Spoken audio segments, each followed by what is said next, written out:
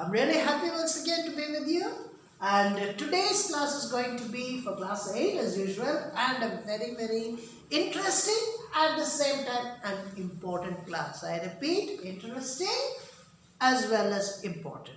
Why important? Because we are going to talk about idiomatic expressions. I repeat, idiomatic expressions. What do you mean by idiomatic expressions? That is the first thing you need to know before you study or learn idioms. Idiomatic expressions do not give a direct meaning. They have implied meanings. For example, if I say, he has a jaundiced eye.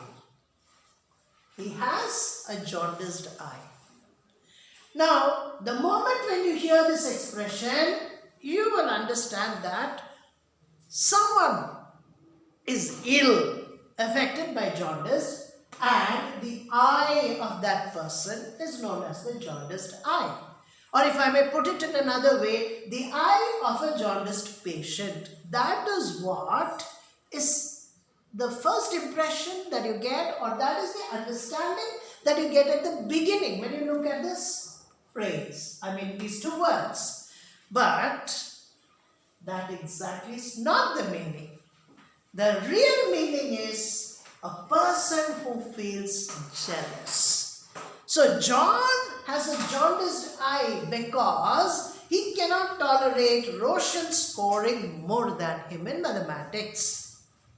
John has a jaundiced eye because his friend Roshan got the first prize. He has a jaundiced eye. He cannot tolerate anyone doing better than him. So jaundiced eye is an idiomatic expression. Why do I call it as an idiomatic expression? Because it does not give you a direct meaning. I've just told you idiomatic expressions do not give a direct meaning. They have implied meaning. So you cannot guess the meaning by just reading the expression. That is what I want to say. You cannot get at the meaning by reading the expression.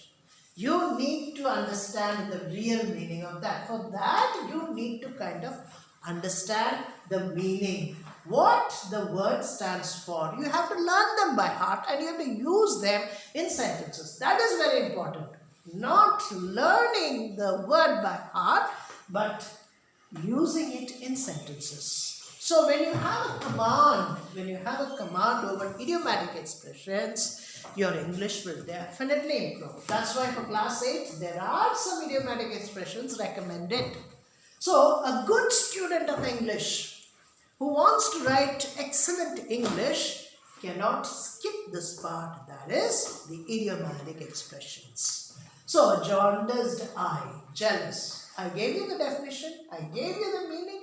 John has a jaundiced eye because he cannot tolerate somebody who's doing better than him.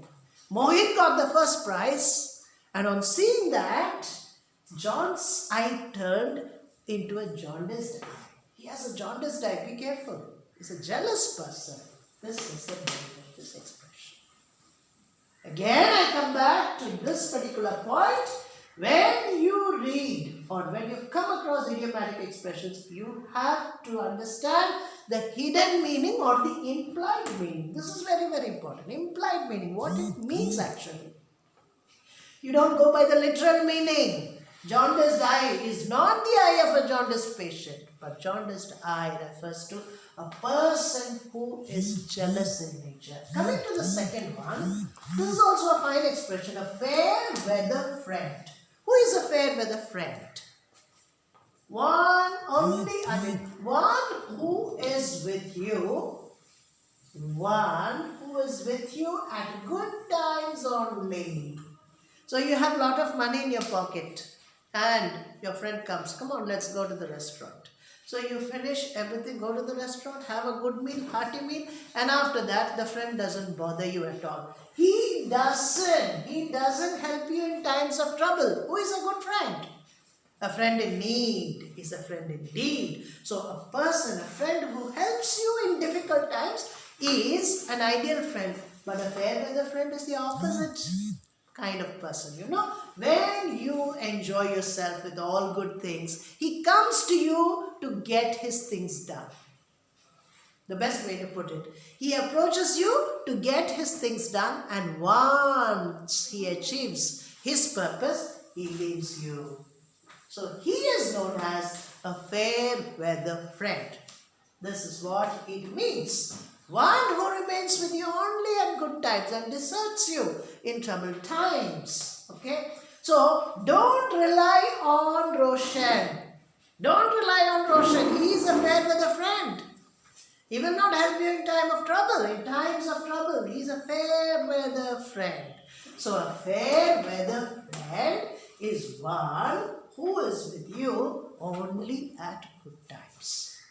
Enjoying, party, singing, dancing, fine, he will be with you. But when you are in need of money, when you are in a troubled situation, he won't be next to you. He will run away from you. Okay. Third one, burning the midnight oil. What do you mean by this? What is this midnight oil? You might ask. This seems to be a very, very odd word. Midnight oil. Oil is oil. Where does this midnight oil come from? It means work hard continuously, 24/7. Okay? Peter is a very hard-working student. He burns the midnight oil to score 100% marks in maths so that he may clear the IIT. Burning the midnight oil, which means he keeps awake at night. That is the meaning. He keeps awake late at night and prepares himself for his oncoming exams, or he is studying hard to get a kind of pass in the competitive exam, to pass the competitive exam. That is what is meant by the expression, the idiomatic expression, burning the midnight oil. Okay, so Roshan is a diligent boy, a hardworking boy, very sincere. He burns the midnight oil. John made it to the medical college because he worked hard by burning the midnight oil. See how you use the sentence. That is very important. In another video, I will be discussing the usage of the idioms in sentences. Now, you better know the meaning. So, burning the midnight oil means working very, very hard. Now, look at this. A good Samaritan. Who is the Samaritan? Most of us may not know. This is a biblical character. This idiom has its origin in the Bible. Okay? A Samaritan is a person who helps everyone. This is the opposite of fair weather friend. We can take it that way, a Samaritan. So, this character is in the Bible. Once a man was traveling from Jerusalem to Jericho. So, he fell among the thieves. They beat him and he was battling for his life. Then, a priest came. He saw him and then he ran away. No, I'm going to the church. I don't have time to attend to him. Then, another man came. He was of a very high class. And he also said, my God, I cannot touch this man. If I touch this man, it will be trouble for me. I have to look after him. So, looking at his condition, he went. Finally, a Samaritan who was the lowest kind of person in the society, the lowest sect of the society. This man came. Everybody disliked him because he was in the last category of the society. So he looked at this man, my God, he is going to die. So he took him, put him on his horse and admitted him in a hospital and told the man in charge, I give you the bill right now. You just tell me how much you want. And he gave and he said, look after him. When I come back, I will take him back with me. So he helped him. The Samaritan, who was in the lowest of the society, helped this man, the injured man. So, this story found an expression in the form of idiom. So, when you say, this man is a good Samaritan, Mr. Tiwari is a good Samaritan, you go to him, he'll help you. So, a person who is always ready to help you, a person who is with a helping tendency, a person whose nature is always helping others, is known as a good Samaritan. He helps. My friend Rohit is a good Samaritan. Whenever I need help, I go to him. Whenever somebody needs help, he helps them. Yes. Next, a snake in the grass. This expression is very, very important and it is very commonly used. It's one of the most commonly used idioms. What do you mean by this? Snake, everybody knows. It's a dangerous creature, a dangerous reptile in the grass. So when a snake hides itself in the grass, it is not seen. And you step on the snake, end of your life. It bites you. So, a dangerous person. He is very, very cruel in nature, but he appears to be very friendly. He's a snake in the grass. Don't believe him. Outward expressions are fine. He smiles, he talks, he helps, he pretends as if he is a very good friend, but his intentions of the heart are evil. Intentions of the heart are evil. So he's evil by nature, but pretends to be good. Evil at heart, but pretends to be smiling and giving you a picture as if he's very good. Snake in the grass. Dangerous person. He can cause trouble at any time. Don't believe him. Don't trust him. Don't trust on Mohit. He's a snake in the grass. He will trap you at any time. A very dangerous person. So, a dangerous person is referred to as a snake in the grass. Use them in sentences. Just learning the meanings of idioms will not help you reach anywhere, but learning them and using them in sentences. Coming to the next one. Pulling wool over one's eyes. What is wool? Everybody knows. We wear a sweater. Sweater is made of wool. If it is of good quality wool, it is very costly. And pulling wool over one's eyes means trying to cheat somebody. Okay? Trying to cheat somebody. So in a lay language or in a very kind of informal language, you can say throwing dust on somebody's eyes. Throwing dust on somebody's eyes. Trying to cheat somebody. Pulling wool over one's eyes. Hey, don't try to pull wool over my eyes. I'm smarter than you. Don't try to play smart with me. I'm cleverer than you. So don't try to pull wool over my eyes. Don't try to cheat me.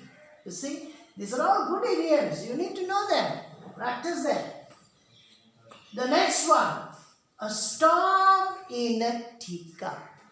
A storm in a teacup. What do you mean by this? Teacup? Storm? How can there be a storm in a teacup? Don't go by the literal meaning. Don't go by the literal meaning. The real meaning is unexpected trouble. Unexpected trouble.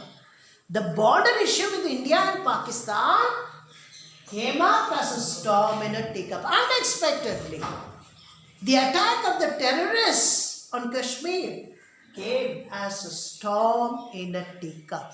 So, an unexpected trouble, right?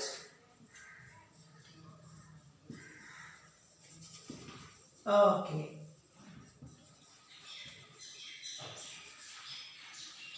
Right? The next one, butterfingers. What do you mean by this expression? Your fingers are made of butter? Can't be. That would be very silly, isn't it? No one has fingers made of butter. But what the expression means is the habit of breaking things. Okay? So Monu has butter fingers. It doesn't mean she has fingers which are made of butter. She has the habit of dropping things every now and then and breaks them. So if somebody breaks things by dropping them very often, you say that person has butterfingers. Right? Okay. Bite the dust. What do you mean by bite the dust? You're eating the dust? Does anybody eat dust? Can anyone live by eating dust? Funny, isn't it?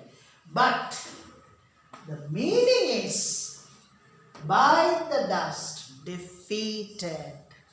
Pakistan bit the dust at the end of the cricket match. Australia bit the dust at the end of the cricket match. Argentina bit the dust at the end of the football match with Brazil. Defeated. So bite the dust means defeated, getting defeated. Right. One more. A bolt from the blue. Bolt from the blue. Bolt is a kind of lightning, you can say. A bolt from the blue. What does this expression mean? Something very shocking and happening unexpectedly.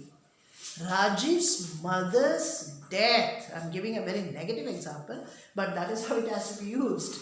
Rajiv's mother's death came as a bolt from the blue for him.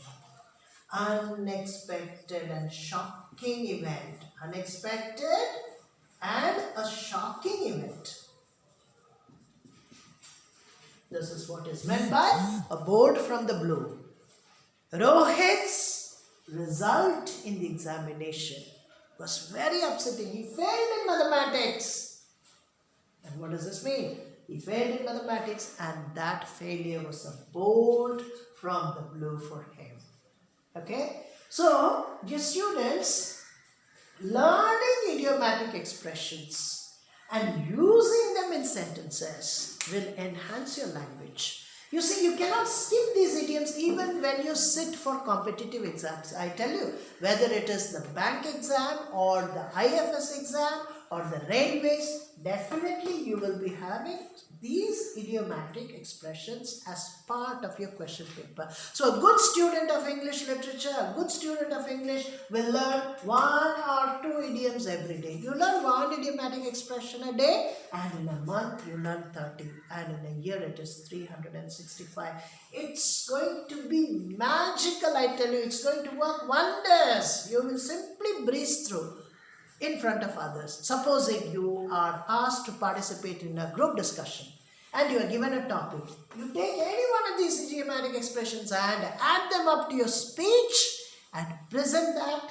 The one who is judging you will definitely give you full marks, because these are the elements of language, or these are certain features of the English language which makes it rich. So phrasal verbs are there. We'll have a discussion on phrasal verbs as well sometimes.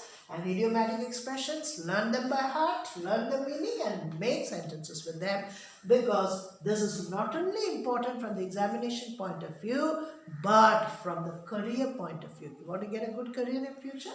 Then improve your English with these expressions. So we'll have some more expressions coming up in the next video. Till then, go over these idiomatic expressions. Stay safe and goodbye.